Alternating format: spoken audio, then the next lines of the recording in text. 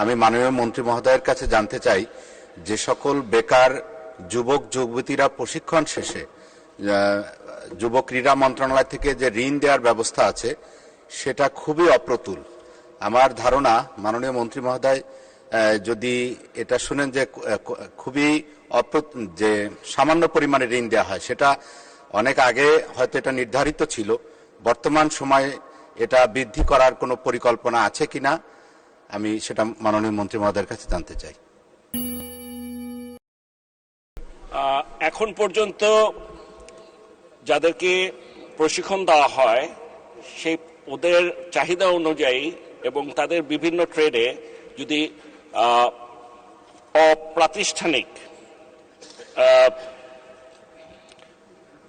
Trade হয় তাহলে সর্বোচ্চ 50,000 টাকা, আর প্রাতিষ্ঠানিক ট্রেড হলে 1 লক্ষ টাকা করে আমরা দিচ্ছি। আপনি মাননীয় সংসদ সদস্য ঠিকই বলেছেন, এখন এত সবকিছুর দাম বেড়ে গেছে যে এটা বাড়ানো যায় কিনা এটা নিয়ে আমরা চিন্তা ভাবনা করবো এবং যদি সম্ভব হয় অবশ্যই আমরা এটা বাড়াবো।